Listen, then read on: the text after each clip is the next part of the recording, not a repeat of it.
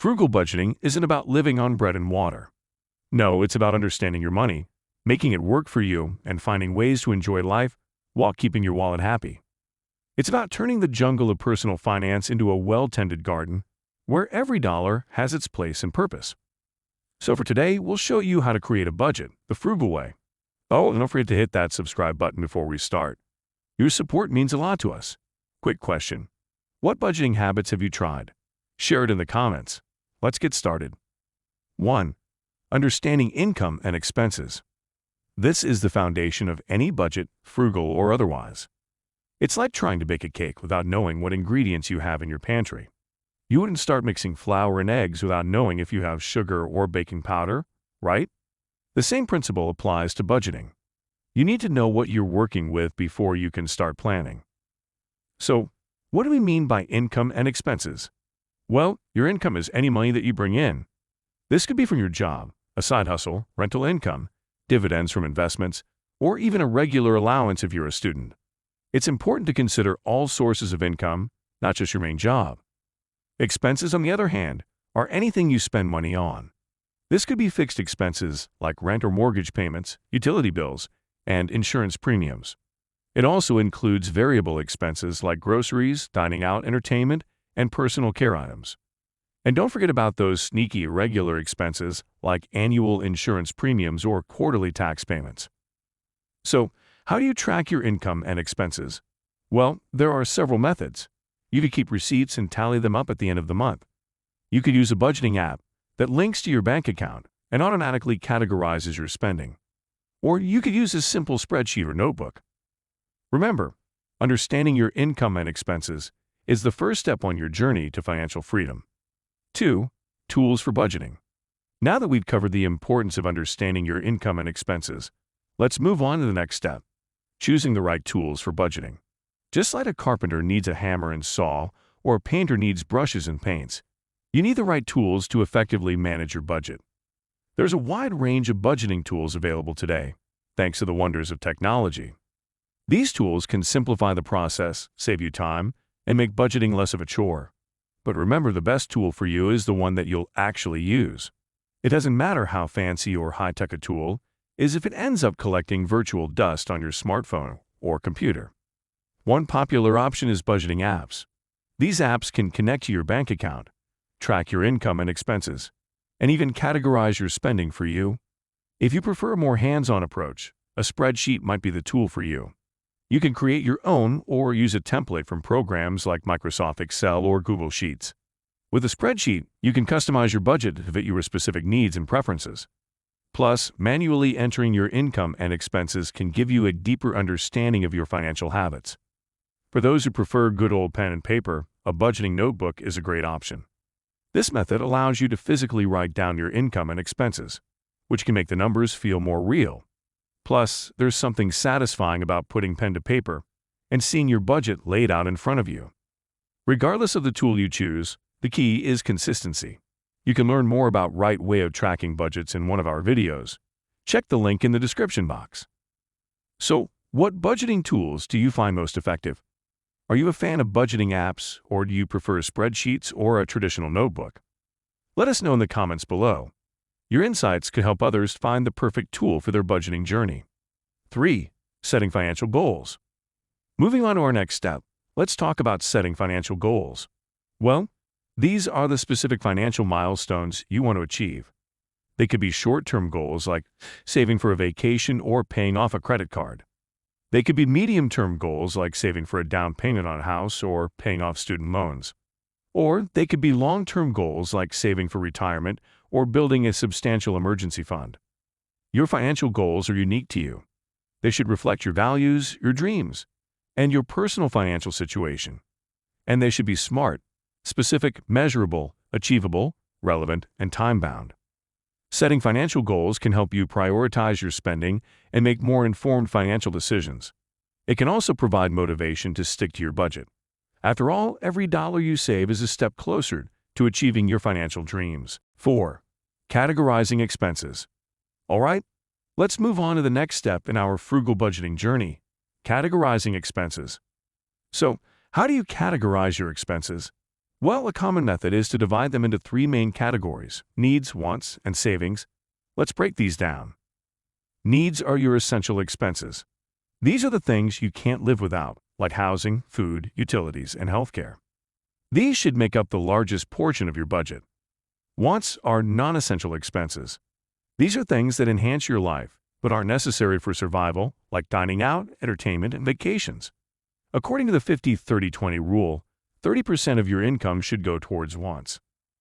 Savings includes money set aside for future financial goals, like an emergency fund, retirement, or a down payment on a house.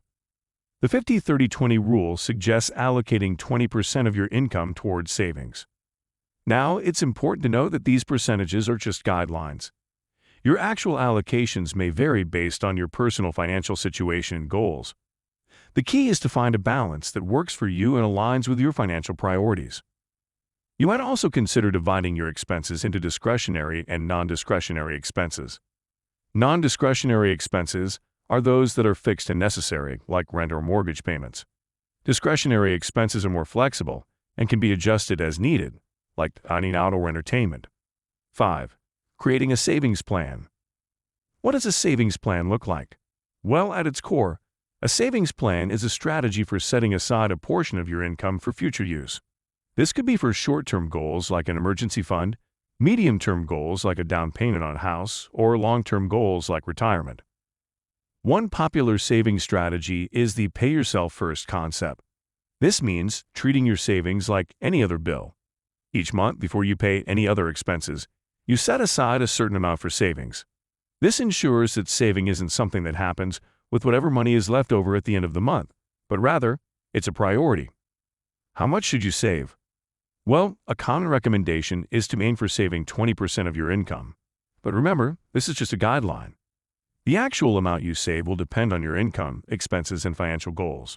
The key is to save consistently, even if it's just a small amount to start.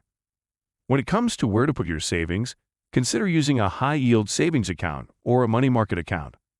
These types of accounts typically offer higher interest rates than a regular savings account, which can help your money grow faster. Other than banks, there are also other assets where you can place your cash. Check the video in our channel to learn more about them. 6. Creating an action plan for debts. With a solid action plan, you can tackle your debts head-on and lighten that load.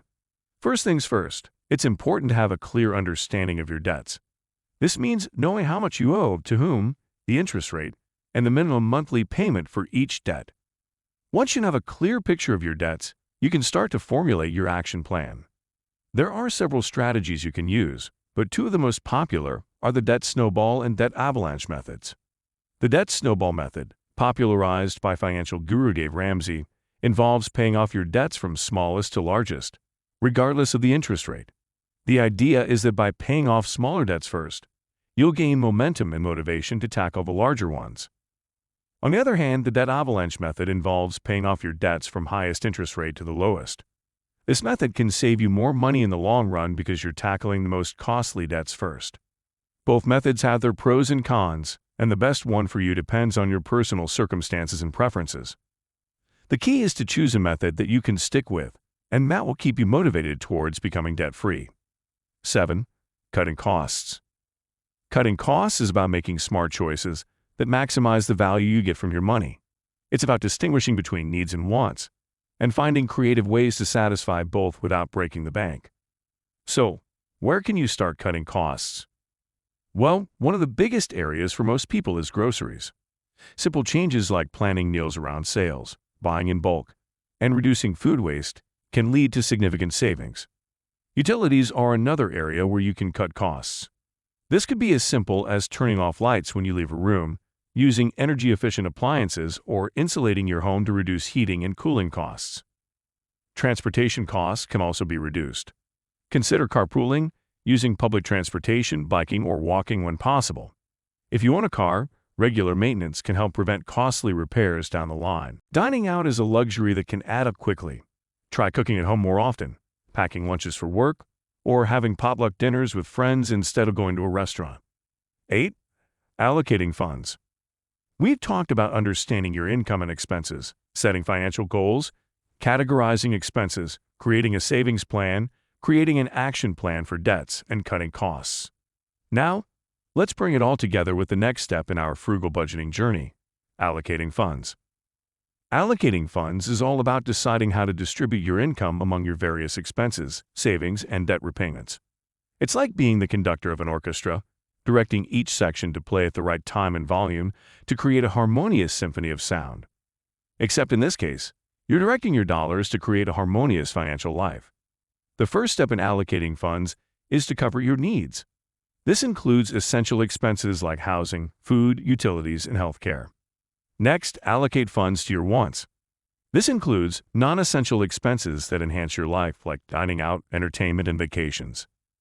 Then, allocate funds to your savings and debt repayment goals. This includes money set aside for an emergency fund, retirement, paying off debts, and other financial goals. Your actual allocations may vary based on your income, expenses, and financial goals. The key is to create a plan that aligns with your financial priorities and supports your financial well-being. 9. Sticking to the budget.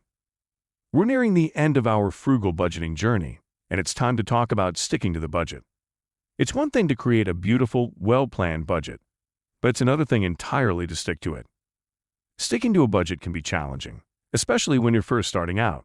At first, it might feel uncomfortable and difficult, but with time and consistency, it becomes easier and starts to feel like second nature.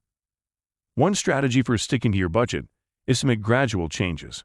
Instead of trying to overhaul your entire financial life at once, start with one or two areas where you can cut back or save more. Once you've mastered those, move on to the next area. Rewarding yourself for meeting your budgeting goals can also be a powerful motivator. This doesn't have to be anything extravagant. It could be as simple as treating yourself to a favorite coffee or taking an afternoon to relax and read a good book. Regularly reviewing and adjusting your budget is another key to sticking to it. Your budget is a living document.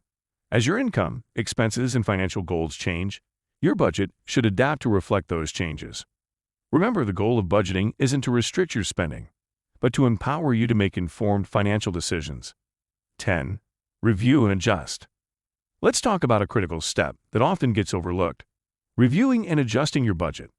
This is the step that keeps your budget alive and relevant, ensuring it continues to serve your financial needs and goals.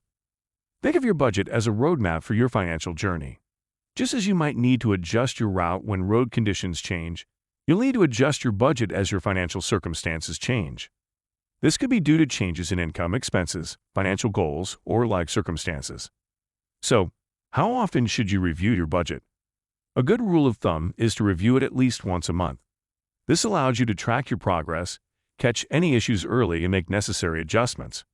Remember, adjusting your budget isn't a sign of failure. On the contrary, it's a sign that you're actively managing your finances and adapting to changes. 11. Frugal living tips. Let's take a moment to explore some additional frugal living tips that can complement your budgeting efforts. These are lifestyle changes that can help you save money and live a more sustainable, fulfilling life. Firstly, consider embracing DIY projects. Whether it's home repairs, crafting, or cooking, doing it yourself can save you money and provide a sense of accomplishment. Plus, it's a great way to learn new skills. Secondly, try thrifting. Shopping at thrift stores, garage sales, or online marketplaces can help you find great deals on everything from clothing to furniture. Cooking at home is another great way to save money. Not only is it usually cheaper than dining out, but it's also healthier and can be a fun, creative activity. And you can check out our channel to learn more about frugal habits that you can incorporate in your life. Now, I'd love to hear from you. What are your favorite frugal living tips? And how has living frugally impacted your life? Share your experiences in the comments below. And if you found this video helpful, don't forget to hit the like button and subscribe to our channel. Thank you for joining us on this frugal budgeting journey, and here's to your financial success.